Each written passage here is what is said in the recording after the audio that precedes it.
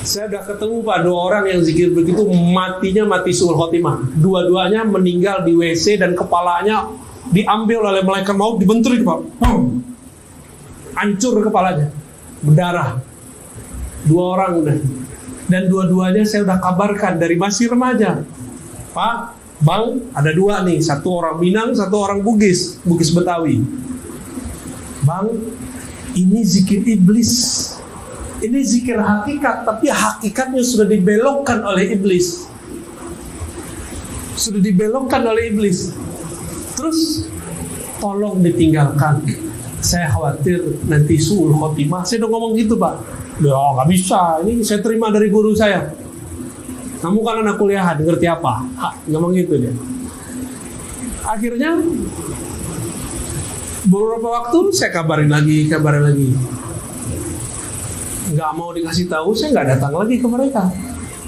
Dengar kabar sudah meninggal di WC Pak, kepalanya dibenturkan oleh malaikat maut. Nggak ditunggu dulu, padahal dia keluar dari WC-nya surau, WC-nya masjid. Nggak ditunggu keluar Pak, nggak ditunggu keluar. Assalamualaikum warahmatullahi wabarakatuh. A'udzubillahi minasyaitonirrajim. Ara'aital ladzi yukadzibu biddin. Tahukah kamu siapa itu pendusta agama? Fadzalikal ladzi yad'ul yatim. Itulah orang yang menyia-nyiakan, membiarkan anak yatim. Wala yahuddu 'ala ta'amil miskin. Tak peduli kepada makanan orang miskin. Alhamdulillah di Kota Pekanbaru dalam 1 bulan kita menyantuni 5-6 pondok pesantren. Satu pesantrennya setengah ton beras. Lalu kemudian fakir miskin, du'afa, disalurkan semua bekerja sama dengan sahabat-sahabat komunitas-komunitas dakwah, anak-anak muda, bikers, dan lain sebagainya, ibu-ibu. Bagi kita yang ingin selamat dari pendusta agama, menyantuni anak yatim, fakir miskin, berkhusus anak pesantren, supaya mereka bisa makan, hanya makan saja. Mari kita support program Yayasan Tabung Wakaf Umat dengan transfer ke Bank Riau Kepri Syariah. Nomornya 82021666662 atau BSI 10109666666 atas nama Yayasan Tabung Wakaf Umat. Jangan lupa sertakan kode transfernya 09 di akhir nominal transfer. Konfirmasinya 085265416060 atas nama admin yayasan. Berkah selalu. Assalamualaikum warahmatullahi wabarakatuh. Dimulai dari Al-Faqir Al-Hakir Syekh Abdul Rauf an Syekhina Al-Arif Billah Al-Kamil Mukammil Safiyuddin Ahmad bin Muhammad Al-Madani. Bukan Madani, ini teksnya masih tulisnya Al-Madani, Al-Madani Al-Ansari Al-Syahir Bil-Qushashi. An Sayyidina Abil Mawahib Abdullah Ahmad bin Ali Al-Qurashi Al-Abbas As-Sanawi. Berarti beliau jalurnya jalur Syatariah murni kalau yang ini. Jadi dari Abdul Mawahib Abdullah Ahmad bin Ali, ya. Ahmad bin Ali. Yang pasti mungkin Abu Abdullah kali ya. Nama beliau Ahmad bin Ali As-Sanawi. Nah kalau di sini pakai sa, As-Sanawi. Jadi Al-Imam Al-Qushashi itu ahli hadis di Madinah, maka disebut Al-Madani. Beliau mempunyai 40 sanad thariqah lebih itu ya. Namun yang masyhur dikembangkan oleh Syekh Abdul Rauf Al-Jawi As-Singkili yang diturunkan kepada tuan guru besar kita, Tuan Syekh Burhanuddin diulahkan, itu Asy-Syatari. Tapi dalam salinan tertentu yang disebutkan bukan nama Syekh Asy-Syanawi, tapi Mustafa Al-Bakri kawannya. Maka bolehlah disebut Syatariyah itu dulu Khalwatiyah, Syatariyah Al-Khalwatiyah, jadi 2. Boleh nggak itu? Boleh, karena seorang Imam Al-Qushashi memegang sanad 40 thariqat. Kalau di kitab hadis, nama Al-Qushashi di belakangnya An-Naqsyabandi. Berarti beliau punya juga tarekat An-Naqsyabandi. Di teks yang lain ditulis Al-Qadiri. Nah, cuma yang masyhur itu An-Naqsyabandi sama Al-Khalwati dan Syatari itu. Kok bisa? Ya wajar, dia kan seorang imam. Kalau imam bolehlah dia punya banyak metodologis dalam mengenal Allah. Tapi kalau orang awam cukup satu. Kalau dia seorang imam, kepalanya terlalu luas untuk cuma satu tarekat. Kolbunya terlalu lebar. Kalau cuma 2-3 tarekat, dia bisa banyak tarekat. Tarekat itu kan cuma metode. Metodologis itu bisa banyak, bisa satu, ya enggak? Ada orang yang tidak terbiasa dengan banyak cara, dia cukup dengan cara lama. Nah, ini Imam Al-Qushayri, ya, beliau keturunan Al-Ansar dan mendapatkan banyak jalur thariqah, terutama thariqah Asy-Syatariyah. Kalau saya menyebut Syatariyah itu tarekat yang mengantar kepada kaidah-kaidah hakikat. Kalau Naqsyabandi itu tarekat yang mengajarkan riyadhah dan mujahadat. Makanya orang Naqsyabandi ada suluk 40 hari, itu rajin-rajin. Kalau di Syatariyah ada sembahyang sampai puluh. Itu beda, walaupun bentuknya mirip. Satu pakai khalwat khiba, satu tidak pakai khiba, ya. Apa perbedaan lainnya? Di Syatari banyak mengaji, di Naqsyabandi banyak berzikir. Itu tidak boleh direndahkan salah satunya. Dua-duanya punya kelebihan. Punya kelebihan Pak, dua-duanya. Kalau orang ahli zikir enggak ngaji, tidak bisa mengibaratkan apa yang dia rasakan. Kalau Syatariyah belum terasa sudah bisa diungkapkan. Kadang-kadang begitu. Maka mereka seharusnya saling tukar ilmu. Harusnya ada majelis mereka bertemu, bukan saling rendah-merendahkan. Begitulah yang kita terima dari masyayikh kita dari masa ke masa. Mereka saling bertemu, saling berbagi, ya. Ini sekadar refleksi mengenai sanad thariqah, ya. Berarti yang masyhur, yang ditahqiq, diteliti oleh guru saya, Prof. Oman Fatur Rahman, itu orang Cirebon. Cirebon ini nggak dapat Syatariyah juga, tapi dari jalur Syekh Abdul Buhi Pemijahan. Ada satu lagi namanya siapa namanya? Syekh Alam siapa gitu, saya lupa ya. Itu juga sama. Jadi ada beberapa jalur Syatariyah di negeri kita, minimal 3 itu. Tapi yang masyhur sekarang cuma Ulakan, Pak. Yang Syekh Abdul Muhi, saya belum ketemu lagi nih penjawab penerusnya. Paling ada tuh siapa yang di YouTube tuh Gus Rafiq ya. Cuma saya belum cek apakah beliau murni Syatariyah atau sudah bercampur dengan kearifan lokal Jawa. Ya, wallahu alam, kita nggak ngerti karena saya nggak mempelajari beliau juga. Kitab At-Tuhfah Al-Mursalah, ya. Ini karena pertemuannya pendek, saya ambil yang inti-inti aja, Pak. Mau yang inti-inti kan? Nggak mau kan dikasih kitab gundulnya? Alhamdulillah selama beberapa waktu ini Allah isyaratkan saya untuk membuka kitab itu. Pertama kita buka di surau tempat saya dulu bersuluk thariqah di Payakumbuh. Kemudian dengan sahabat saya, murid dari Syekh Ali Imran, Buya Kerajaan. Beliau ternyata pelanjut Syekh Ali Imran, ya, khalifah beliau. Dan ini termasuk sanadnya kuat, silsilah ilmunya kuat, zahirnya bagus, batinnya bening. Cuma kalau nanti ada kalam-kalam dari seberang itu saya nggak ada urusan. Itu urusan bapak saudara lah, ya. Oh, Syatarinya dia nggak sahih, itu urusan bapak itu, ya. Sahih nggak sahih urusannya apa? Ya, urusannya apa? Emang kita bisa menakar isi kalbu orang? Ya, Ini kadang-kadang orang sering ngomong, wah itu nggak sahih, yang benar di sini. Itu namanya iklan kecap. Kalau iklan kecap pasti yang dari kita yang paling bagus. Tapi dengan Buya dan kawan-kawan mengundang saya, itu tanda kalau hati sudah terbuka. Ya, alhamdulillahirabbil alamin. At-tufah al-mursalah secara harfiah berarti hadiah yang dikirimkan untuk baginda Nabi sallallahu alaihi wasallam.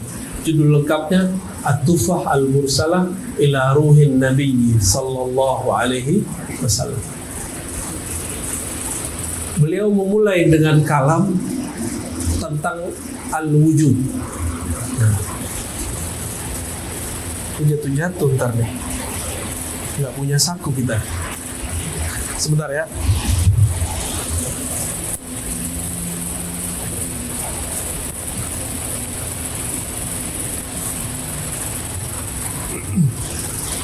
Al-wujud. Ini biar gampang langsung kita kasih ilustrasi. Ya.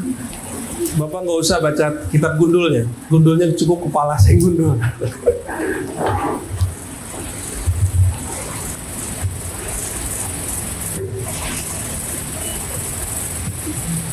Ada istilah wujud. Lebih nyaman teks Arab atau teks Latin? Latin, oke. Wujud itu bahasa Arab, Pak. Artinya Sang Maha Ada.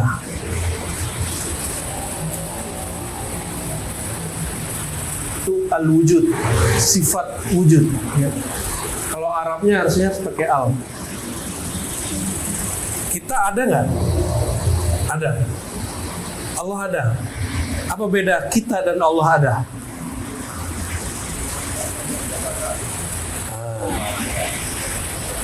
Apa nih?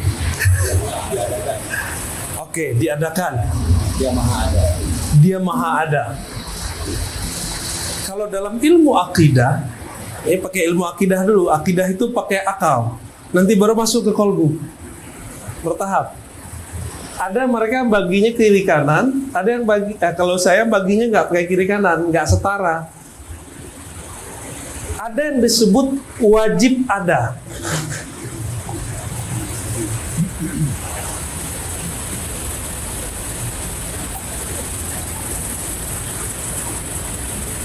Wajib ada.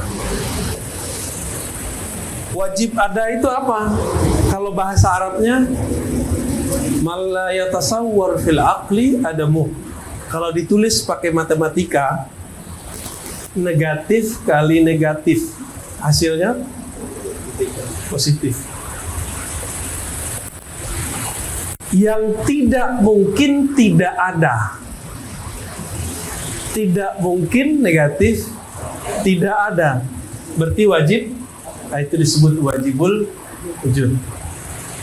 Siapa yang wajib, yang mesti ada dan tidak mungkin tidak ada? Ntar dulu kita sebut al-wujud ini. Ya. Ini nama Allah belum muncul, Pak, belum muncul. Nama Allah itu nanti. Itu kan Allah memperkenalkan dirinya ke Nabi Musa, menyebut dirinya Anallah, akulah Allah. Berarti penamaan Allah itu belakangan. Walaupun nama itu sudah ada dalam al-wujud. Ya. Saya sering contohkan ayam, masih ingat nggak ayam? Ayam sama telur. Gimana caranya? Ini udah sering kita ulang nih biar gampang. Ayam dari telur. Tapi telur dari ayam ya. Ini namanya daur. Daur itu putar. Itu daur. Kece orang awak debat kusir. Putar-putar di situ aja. Ayam dari telur, telur dari ayam. Kece orang, ayam itu menetas dari telur. Berarti ayam dari kece orang setengah. Telur itu dari ayam. Terus mana yang benar? Dua-duanya benar. Cuma bisa jadi ayam yang ini dari telur, telur yang ini dari ayam. Bisa jadi. Maka harus ada yang bukan ayam, yang bukan telur, Dan dia lebih dulu ada dari alam ayam dan telur. Dia bisa menciptakan ayam plus juga telur. Nah, berarti kita keluar dari debat ini. Kita sebut dengan wajib. Nah, ini dia. Jadi harus ada yang ketiga, X. Kata orang kimia, harus ada yang X. Yang bukan A, bukan B, bukan ayam, bukan telur. Dia bisa menciptakan ayam dan bisa menciptakan telur. Berarti wujud ayam dan telur ini bisa jadi duluan ayam, bisa jadi duluan telur.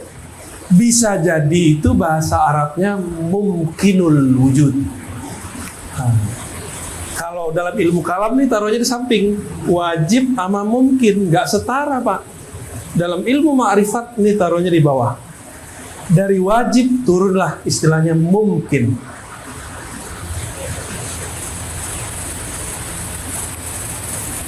Ada tisu? Ada penghapus.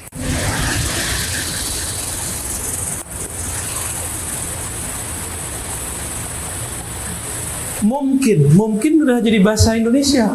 Mungkin A, mungkin B, mungkin ayam duluan, mungkin telur duluan. Mumkinul wujud, jadi pasangannya wajibul wujud. Kalau ini mumkinul, siapa yang memungkinkan ayam dan telur?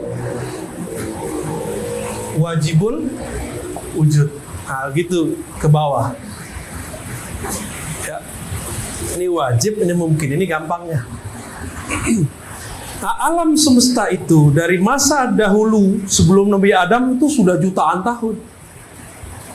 Bapak yang melihat berita atau mungkin ada yang berusaha dulu di situ, batu bara berapa juta tahun? Nabi Adam berapa tahun, Mbak? Nabi Adam itu belum sampai 7.000 tahun. Ini kita baru mau 7.000 ini. Jadi genap ini 1.500 kurang dikit. Itu baru 7.000 tahun. Nabi Adam itu di bumi sekitar ya kurang-kurang dikit lah, mungkin 6.500 berapa gitu. Sedangkan batu bara sudah ada di bumi jutaan tahun yang lalu. Terus ketemu spesies, ada makhluk-makhluk purba yang tertanam badannya di bumi. Pas dicek, wah ini umurnya jutaan tahun yang lalu. Berarti ada makhluk sebelum Nabi Adam. Mungkin? Jawabannya mungkin. Siapa yang memungkinkan? Wajibul wujud. Kira-kira begitu, ya. Allah Subhanahu wa taala dari wujudnya ini kemudian memercikkan wujudnya, lalu tersebarlah kepada alam semesta menjadi alam. Adakah di alam? Anda anggap ini alam. Anggap ini alam. Setiap sudut di alam semesta itu semuanya adalah pengaruh dari wujud Allah. Jika ada orang berkeyakinan bahwa di alam itu, baik alam badan, alam tubuh, alam zahir, alam batin, urat, tanah, air, semuanya, bahwa di situ ada selain Allah, berarti ada Tuhan pencipta selain Allah, musyrik. Jadi di meja ini ada percikan wujud Allah, Pak. Tapi percikan wujud yang mana? Kalau wajib hanya untuk zatnya, untuk sifatnya, sedangkan mungkin untuk makhluknya. Wajib ini zat, ya. Zat itu punya sifat.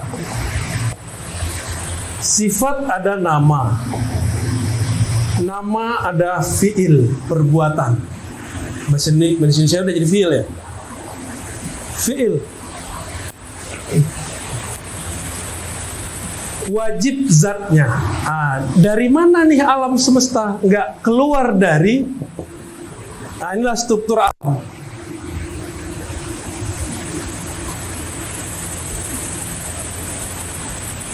Jadi dengan sifat, nama, dan fiil itu ada alam.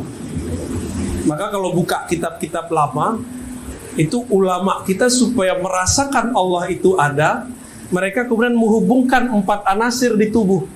Ini kalau tubuh manusia, anggap alam itu biar gampang, alam ini kan terlalu banyak. Ulama kita sepakat, alam itu manusia besar, manusia alam kecil. Ini sekarang kita jadikan dia adalah manusia. Basuh-basuh Pak. Mudah kok, nggak gampang, nggak sulit kok. Manusia di dalam dirinya ada 4 unsur. Udah kebayang sama Buya nih. 1 air, ya nggak? Terus lawan air, di sini nih lawannya api. Di sini ada udara, kayak Avatar ya. Sini tanah.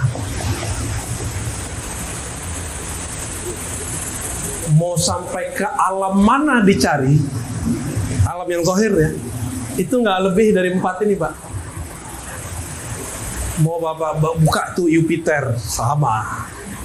Apalagi planet apapun yang ada di alam semesta itu nggak keluar dari air, udara, api, tanah.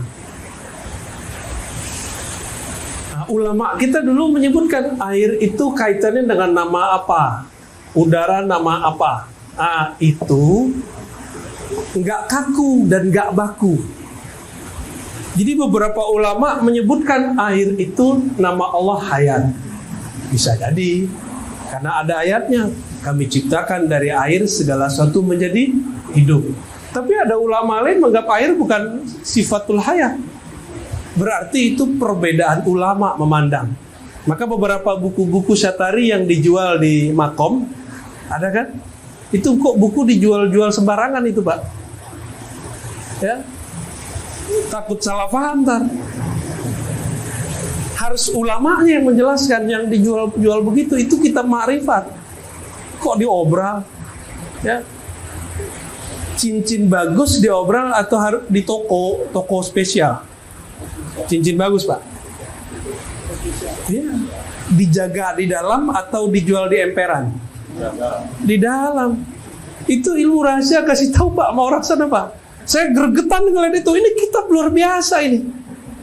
Kitab pengajian diri, pengajian Syatariah. Kok dijual-jual itu fotokopiannya jelek lah kan? Nggak ridho, kita nggak ridho ya. Maka mohon maaf, saya kalau masuk sana ziarah saya nggak nyaman Pak sekarang. Ini mohon maaf kepada teman-teman Syatariah ya. Saya cinta dengan Syekh Burhanuddin.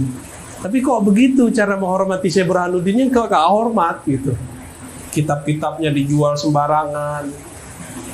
Ya. Akhirnya kesan-kesannya sudah, kalau kesana tuh begini kan, ya itu ujian bagi kita yang ziarah. Cuma jangan gitu-gitu amat lah, diatur lah itu ya.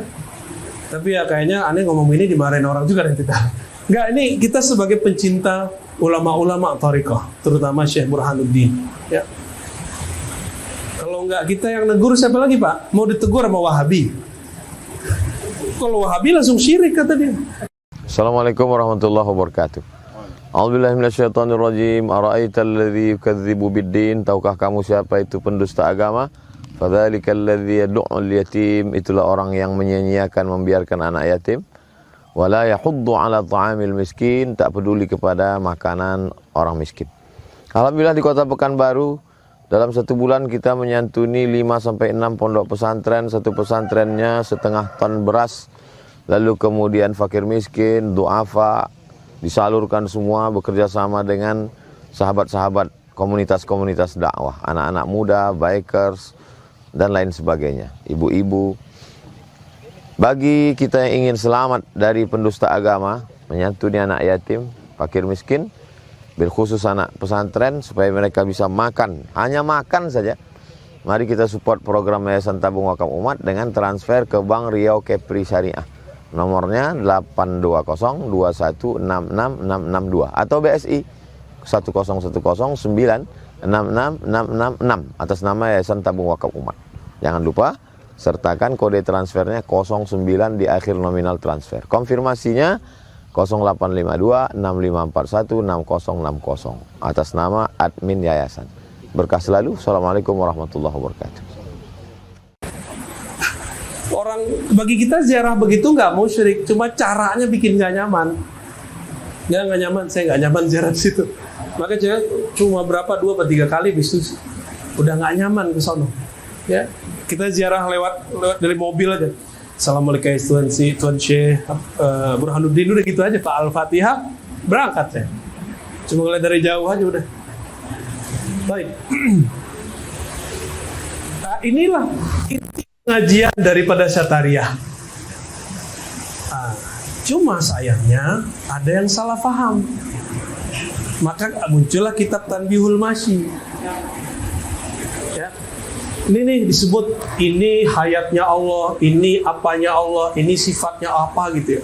Jadi di tubuh kita ini semuanya ada nama Allah. Emang nggak usah jauh-jauh, di air ini ada nama Allah kok. Kalau tidak ada nama Allah di alam semesta, maka alamnya hancur. Pohon kalau sudah mati berarti dia sudah berhenti menyebut nama Allah. Hewan kalau mati berarti dia berhenti menyebut nama Allah. Itu bedanya sama kita. Kita nggak nyebut nama Allah secara kesadaran. Cuma darah yang ngalir itu Pak, dia nyebut nama Allah itu. Sayangnya kita nggak paham. Namun zikirnya bukan zikir ikhtiari. Jadi zikir itu ada 2. Ada zikir ikhtiari, ya, zikir. Ada yang disebut ikhtiari. Ikhtiari itu kesadaran sendiri.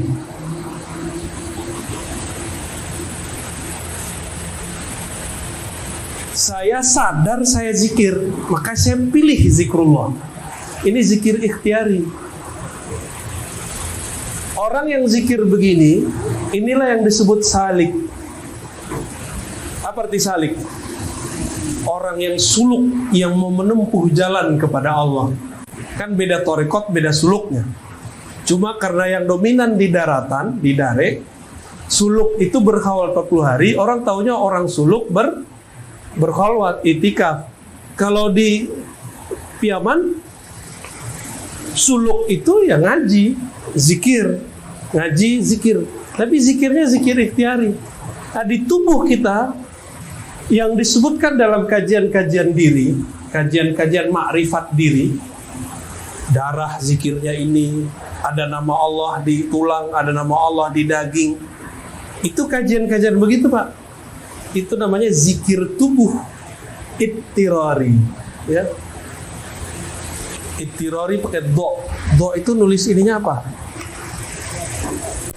Ini ya? DH.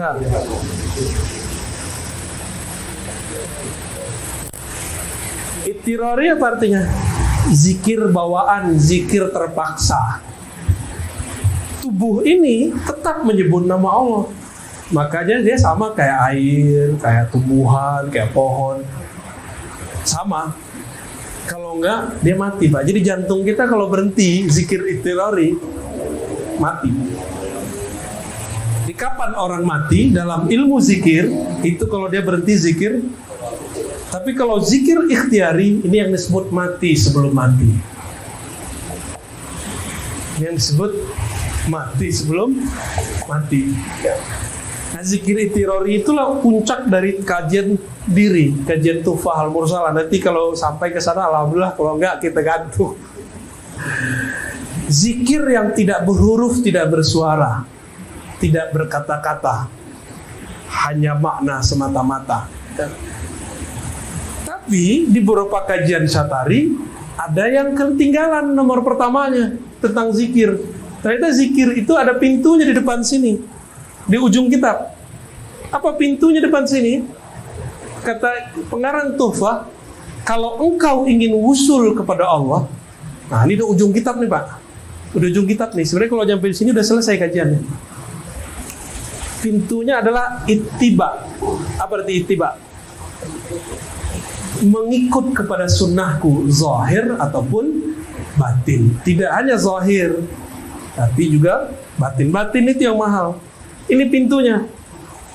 Pintu keduanya baru zikrullah. Zikir yang mana? Zikir ikhtiari. Bagaimana zikir ikhtiari? Zikir ikhtiari ini macam-macam. Nah, yang paling puncak, zikir yang tidak lagi menyebut. Dia sudah sampai tataran mengingat. Dari mengingat diangkat lagi oleh Allah kepada muraqabah, merasa dilihat. Diangkat lagi, Allah yang angkat Pak, kepada maqam ihsan. Nanti panjang di situ ntar. Sekarang kita balik lagi deh. Supaya sampai ke zikir itu harus paham ma'rifatun nafs ini, bahwa di tubuh kita mengalir nama dan sifat Allah Subhanahu wa ta'ala.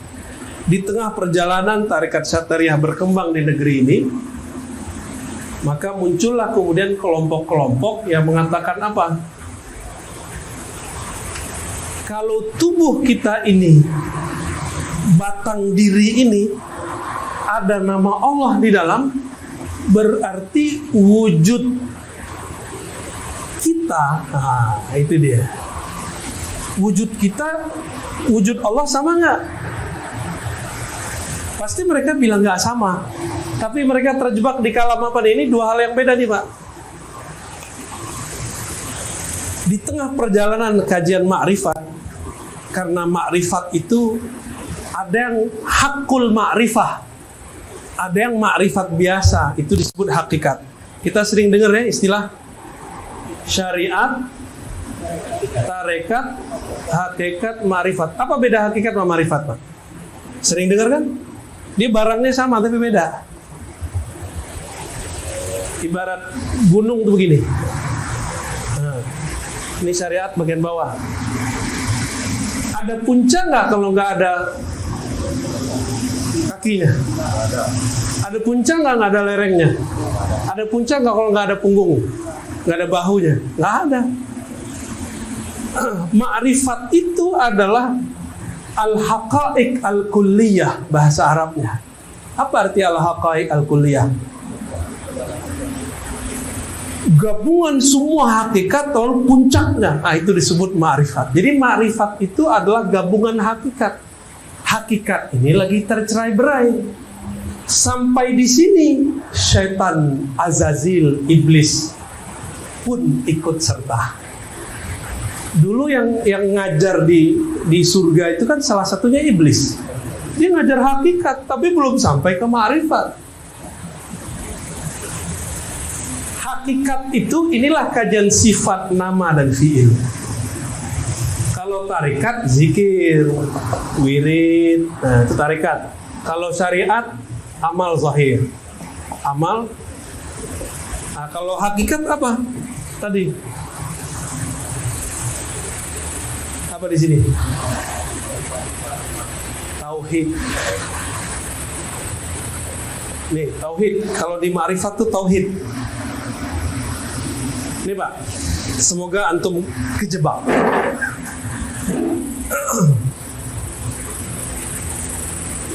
Iblis itu dari ciptaan Allah nggak?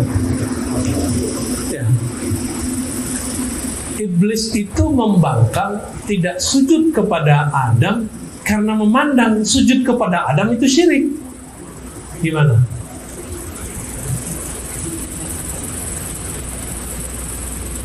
Gimana Pak? Ya Allah, kenapa engkau menyuruh aku sujud kepada selainmu? Bisa nggak dia protes begitu? Itu hakikat iblis namanya. Itu level rendah, ada level lebih tinggi.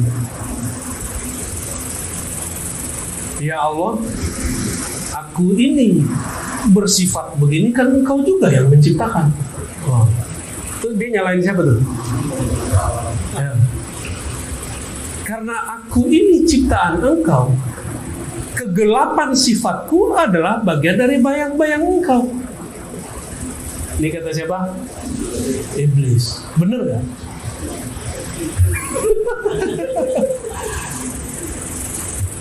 Bisa benar, bisa enggak. Yang diomongkan oleh ahli hakikat itu pasti benar.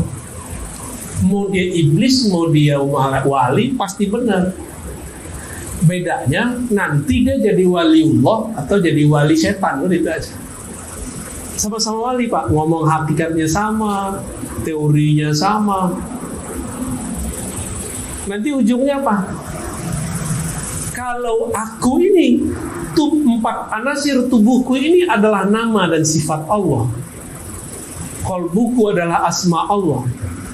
Ruhku adalah zat Allah. Oh, gawat itu Pak. Berarti aku ini Allah dong. Begitu mereka terjebak. Maka berbicaralah salah seorang mereka dulu. Sampailah kabar itu ke Madinah, dibawa oleh Syekh Abdul Rauf. Dilaporkan kepada imam, murid dari Imam Kusyasi. Imam Kusyasi sudah wafat. Muridnya, khalifahnya namanya Imam Al-Qurani, Ibrahim Al-Qurani. Itu ahli hadis juga Pak. Apa laporan yang sampai ke beliau? Ditulis di Tanbihul Masyi. Wujuduna wujudullah. Wujud kami ini wujud. Kenapa? Nah, ini akibat ngaji diri nggak pakai guru. Dibaca di lebaran teks. Darah itu, air di tubuh adalah sifat hayat. Wah, begitu Pak. Tulang itu sifat nama qayyum. Macam-macam teorinya. Kulit apa, daging apa.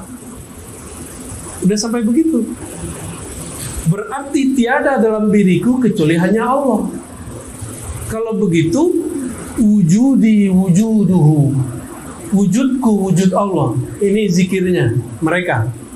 Maka mereka gantilah satu zikir yang tadinya itu zikir yang benar menjadi zikir yang menyesatkan.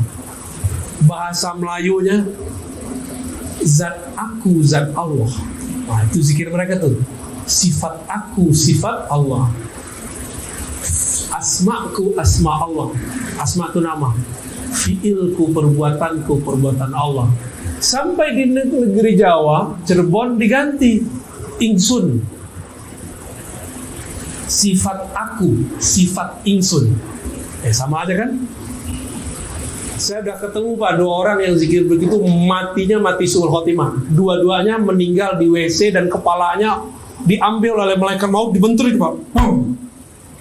Hancur kepalanya, berdarah. Dua orang udah. Dan dua-duanya saya udah kabarkan dari masih remaja. Pak, Bang, ada dua nih, satu orang Minang, satu orang Bugis Betawi. Bang, ini zikir iblis. Ini zikir hakikat, tapi hakikatnya sudah dibelokkan oleh iblis. Sudah dibelokkan oleh iblis. Terus tolong ditinggalkan.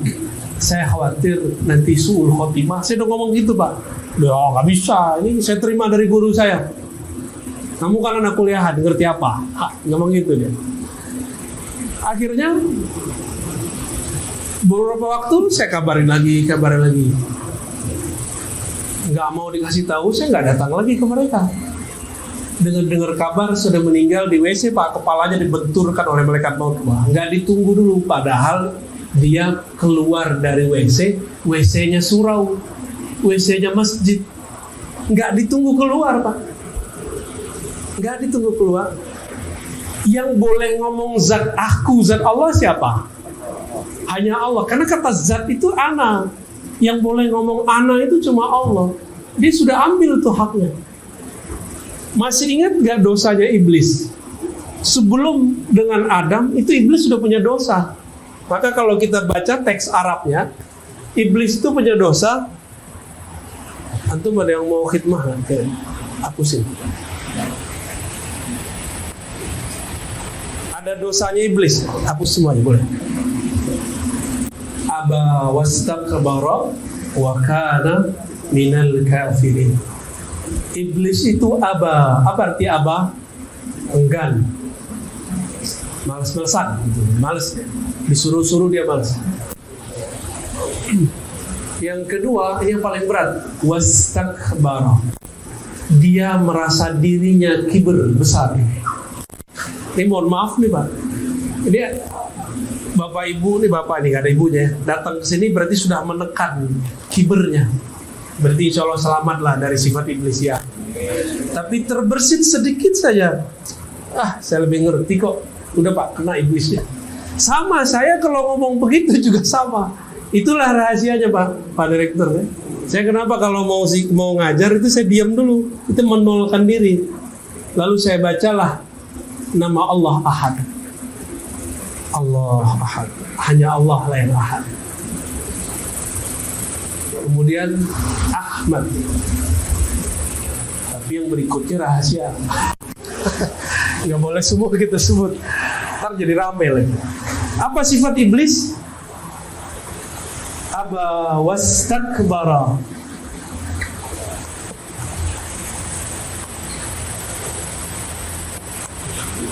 Aba, enggan. Istakbara, kiber. Kiber itu merasa besar, merasa alim, merasa suci, merasa taat. Nah, gawat tuh. Dulu iblis ketika Banul Jan, jadi sebelum di bumi, sebelum ada manusia, ini bumi nih, anggaplah ini bumi. Di bumi ini sudah ada makhluk-makhluk sebelum jin, itu yang disebut makhluk purba.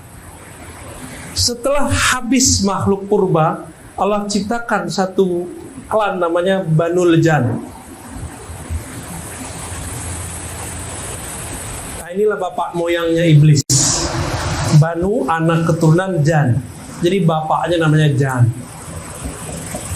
Yang diciptakan dari yang terang juga, tapi api. Kan ada yang terang cahaya, ini terang api. Mereka jadi jin, tengkar ya, tengkar di sini segala macam. Allah kemudian buatlah di muka bumi kiamat awal. Kiamat pertama sudah terjadi Pak untuk bangsa jin. Di saat ini dihancurkan, dikirim meteor. Jadi teori ada meteor jatuh ke bumi itu sahih, itu benar. Dihancurin, maka semua binatang-binatang mati. Mati semua jadi makhluk purba. Di antara Banul Jan ini ada satu pangerannya. Nah, kira-kira begitu. Namanya Azazil. Masih kecil. Diutuslah dari langit Jibril. Diutus dari langit Jibril. Jibril selamatkan Azazil, ajarkan dia zikir. Maka berzikirlah Azazil di bumi. Jadi waktu ini dihancurkan, ada yang lari ke gunung, jadi penunggu gunung. Ada yang lari ke sungai, jadi penunggu sungai. Ada yang ke laut, jadi Ratu Nyi Roro Kidul. Ada penunggu, itu asli Pak. Makanya kalau kita pergi ke atas gunung, berangkatnya berlima, jangan pernah misah. Karena itu kampungnya mereka tuh. Istana mereka di situ semua tuh. Kalau melaut, jangan pecah, ya. Kalau dulu orang pakai kapal, sekarang kan udah enggak. Nanti dimasukin mereka. Ada yang ke pohon-pohon. Makanya ada pohon-pohon sati, ya. Betul ya, angker. Sebenarnya nggak angker, emang tinggalnya di situ. Beringin, ya. Sebenarnya semua pohon ada Pak. Ada yang ke batu-batu di gunung-gunung. Makanya batu cincin Bapak bisa dicek tuh ada barangnya apa enggak tuh. Wah, ada cincinnya Pak. Nah, itu aman Pak, insya Allah. Itu ada isinya Pak. Jadi mereka lari kemana? Lari ke bebatuan, masuk, tinggal di situ. Jin itu kan abadi, kalau nggak dibunuh dia nggak mati. Jadi kalau nggak dikirim meteor nggak mati-mati. Kalau nggak ada jin lain yang membunuh dia nggak mati. Atau manusia sakti menghantam dia nggak mati-mati. Oh canggih Pak ya, bisa manusia sakti Pak. Ini mereka ada yang ikut ngaji nih Pak. Dia juga bingung nih cerita ini, kok ente tahu gitu. Berhasillah si Azazil ini dididik zikir. Ini Azazil tuh rajin, dia rajin zikir. Berzikirlah di bumi sekian lama tahun, sekian ribu tahun. Anggaplah 1000. Dibawa ke langit pertama. Berhasil 1000 tahun. Kedua, ketiga, terus sampai ke 7. Berhasil ketujuh, menjadi khazinul jannah. Khazin, apa arti khazin? Penjaga perbendaharaan surga. Di sini dia juga kasih gelar Haris. Haris ini penjaga juga artinya. Kalau ini perbendaharaan, kalau ini surganya dijaga. Malaikat padahal nggak semua dapat izin masuk ke surga. Ada malaikat cuma izin sama 1, 2, tapi si Azazil bisa tembus. Kenapa, Pak? Karena dia zikir. Di sini dia zikir malaikat bumi. Di sini dia zikir malaikat 1. Jadi Azazil ini bisa diberikan lebih dari 1 zikir. Sedangkan malaikat hanya bisa diberikan 1 zikir. Kecuali Jibril. Jadi malaikat tuh kalau dari awal dicipta, dia zikirnya subhanallah, subhanallah, subhanallah. Itu aja dari awal. Dari awal dicipta sampai ya. Kalau malaikat Malik tuh nggak bisa senyum, Pak, zikirnya. Terus siapa kamu? Mukar Nakir sama. Zikirnya Mukar Nakir cuma man rabbuka, man rabbuka. Saya Tuhanmu. Siapa Tuhanmu? Udah gitu aja zikir. Dia ngerti. Mau yang datang wali gak wali, dia tanya begitu. Tapi kalau wali ntar dia hormat. Siap Pak Wali, lanjut. Maaf, salah tanya. Jangan serius sama Pak belajar agama. Jadi dia bisa zikir. Zikir malaikat 1, langit 2, langit 3, sakti gitu. Jadi kalau kita mau ngelawan iblis dengan zikir, kalah. Hitung aja Pak, di sini 1000, di sini 7000, udah berapa ribu dah? Ini hitungan saya, bisa jadi lebih.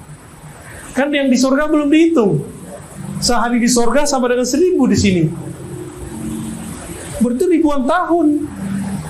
Anggap saja nih, dia sudah zikir 10.000 tahun. Anggap. Bapak ada yang zikir 10.000 tahun? Kayaknya disuruh Buya, nih amalkan ini, setengah jam kayaknya handphone udah bunyi-bunyi, wadah. Udah lewat ya. Gak kuat kita. Jadi kalau kita mau ngelawan iblis dengan zikir, kalah. Nah, ini himbau saya kepada para salik. Kalau mursyid udah ngerti lah ya. Para salik nih, jangan terkecoh oleh jumlah zikir. Silakan latihan dengan angka-angka tertentu, tapi jangan mendewa-dewakan angka itu. Ya, angka itu cuma latihan. Karena kalau kita kemudian kalkulasikan dengan Azazil, kita kalah. Kalah telak Pak, kita sudah. Gak bisa. Nah, waktu di surga, sembari di sini kan dia mendapat ilmu hakikat. Ketika dia sampai kepada puncak nur zikirnya, nah, iblis itu sampai kepada kalam yang tadi, yang dikalamkan oleh orang di bumi, yang dilaporkan ulang oleh murid-muridnya Syekh Abdul Rauf ke Madinah. Apa kata iblis? Ya Allah, Engkau ini kan kabir. Dengan kabirmu, Engkau bisa mengatur alam semesta. Boleh dong pinjam bentar gitu. Itu yang disebut istakbaro. Ini tafsir hakikat nih. Istakbaro meminta kibirnya Allah, meminta kebesaran Allah. Apa kebesaran Allah? Ana Rabbul Alamin. Akulah yang mengatur alam semesta. Jadi iblis itu minta dipinjamkan selendang miripnya punya beliau nih. Itu kan pakaian kewibawaan untuk seorang mu'alim. Kata iblis, ya Rob, pinjam dong bentar. Sehingga kalau saya berkalam ke hadapan malaikat, mereka tunduk semua kepadaku. Kan tunduk kepadaku itu tunduk kepadamu juga. Kan aku, engkau. Di situ Allah marah Pak. Jadi dia minta kibirnya Allah. Maka ayatnya menyebutkan dengan lafaz pasten madhi. Aba wastakbara. Dia telah sombong sebelumnya. Pernah minta kesombongan Allah. Yang boleh sombong kan cuma Allah. Allah itu maha sombong. Itu Al-Kabir Pak. Ini kalau terjemahan saya, ini agak beda sama terjemahan Kementerian Agama nih. Saya menerjemahnya yang maha sombong, Allah. Wah, udah ada alarm nih. Baik. Jadi Bapak Saudara yang berkat Allah,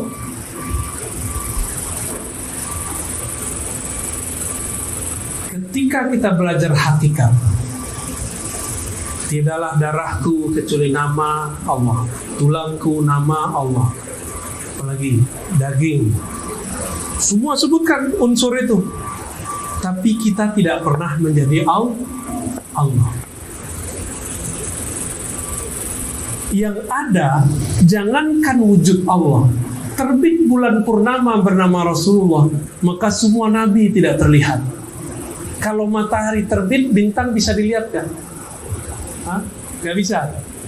Kalau Allah terbit dalam diri kita, masih ada nggak kita? Maka ketika mereka mengatakan wujuduna wujudullah, itu musyrik. Karena dia masih ada kaminya. Kalau dia menyebut wujud kami, wujud Allah, kaminya hilang. Itulah zikirnya para ulama, la maujuda bihaqqin illallah. Tiadalah yang wujud sebenar-benar wujud kecuali Allah, yaitu wajibul. Kita ini mumkinul wujud. Maka wujud kita ini menjadi hakiki karena dihakikikan Allah. Kalau enggak ada. Itu yang dilaporkan. Dijawab oleh pendek kata oleh Imam Al-Qurani. Apa kata beliau? Jika yang dimaksud lebur wujudmu, tidak lagi wujudmu kecuali wujud Allah, itu ahlul muhaqqiqin, itu ahli hakikat. Tapi kalau kalian maksud ada wujudku, ada wujud Allah dalam wujudku, ini adalah zikir zindik. Bisa bedain ya? Karena sembahyang naik turun, tanahlah di badan awak. Ada kan yang ngomong begitu? Itu zindik, Pak. Itu iblis yang ngomong tuh lewat dia. Wah, ini ilmu hakikat. Coba aja cek, gampang marah nggak orangnya? Itu tanda di dalamnya itu Azazil iblis, bukan Nur Muhammad Sallallahu Alaihi Wasallam. Ya. Jadi bagaimana caranya memahami kitab Tuhfah Mursalah? Saya kasih 3 kalimat aja. 1. Tiadalah wujud di alam semesta melainkan itu percikan dari wujud Allah yang maha wajibul wujud. Tapi Allah wajib, kita mungkinul wujud. Seberapa hebat pun si mungkin ini, tetap dia bukan wujud yang wajib. Ya. Kedua, bagaimana cara merasakan kehadiran, kesadaran mutlak?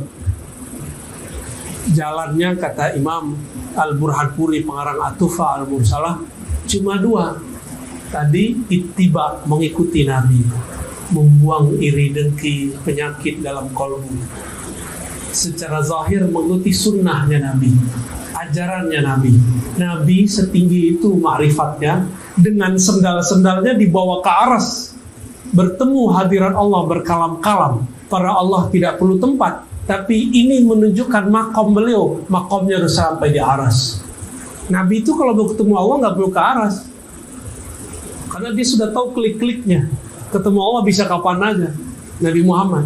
Tapi menunjukkan kemuliaan jasad beliau, dengan sendalnya Pak dibawa sampai ke aras. Nabi Musa hanya melihat percikan cahaya langsung pingsan. Kebayang makomnya Nabi Muhammad kita. Nabi Muhammad masih tahan. Kita kan mengira kalau ketemu Allah itu ketemu, enggak, itu Nabi sujud di aras. Berarti aras itu adalah masjid yang paling besar di alam semesta, tempat sujudnya Nabi Muhammad Sallallahu Alaihi Wasallam. Jadi setinggi-tinggi ma'rifat itu, sunnah atau ajaran yang zahir Nabi sembahyang itu haknya badan. Coba Bapak lihat sujud itu kalau ditulis kepalanya mim, badannya ha, ya, panggulnya mim, kemudian kakinya dal, benar nggak? Selama kalau kita mau ikut Nabi Muhammad, sayang ke badan, sujudlah kepada Allah. Walaupun kaji kita lah tinggi mana, ya. Lah sampainya ngaji zat aku, zat Allah, itu nggak benar itu. Ya. Jangan sampai ada kalam zat aku, zat Allah. Tiadalah zat aku dalam zat Allah, itu yang benar. Tiadalah sifat aku dalam sifat Allah. Itu yang sahih. Tiadalah fi'il aku, perbuatan aku dalam fi'il Allah. Tiadalah nama aku dalam nama Allah. Baru disebut musul ilallah. Diingat setiap nafas naik turun. Diingat bukan nafas naiknya, tapi bahwa diri ini percikan dari wujudnya. Kun, dia berkata, kun.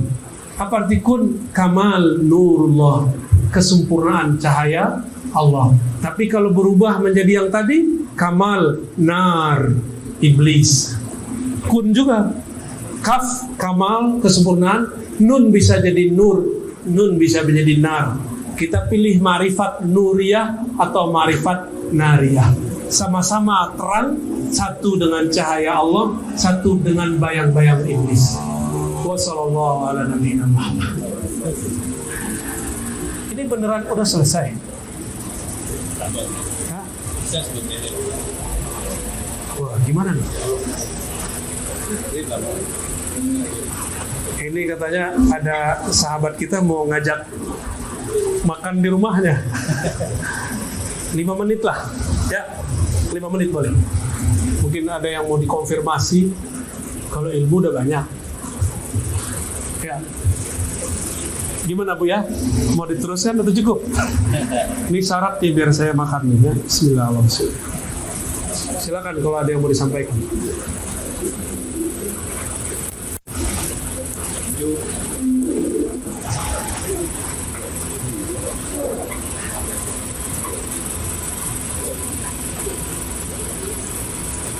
Lupa mangok Pak.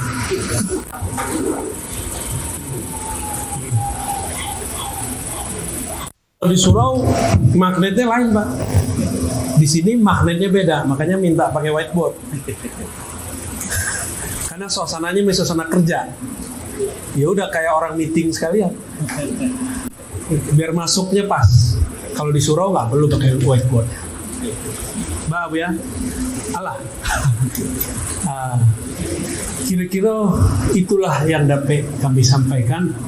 Ringkasan pendek dari sepanjang itu kajian ma'rifat itu baru sebagian kecil. Harapannya kita diterima sebagai hamba Allah, orang yang bermakrifat dengan ma'rifat al-Muhammadiyah, ma'rifat jalur Nabi Muhammad, bukan jalur Azaziliyah, Iblisiyah.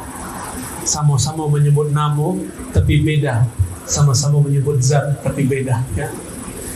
Semoga kajian ini diridai Allah dan mohon doa untuk kami karena ke depan kami ini akan banyak ujian. Karena ke depan orang akan mensindik-sindikkan tasawuf, menyesatkan aswaja ahli sunnah, menganggap menyimpang mazhab fikih.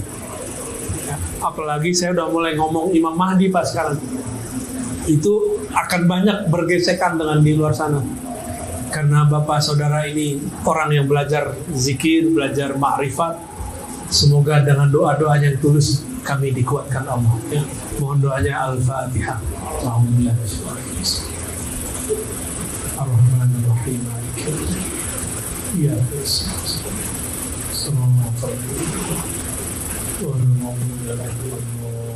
Allah.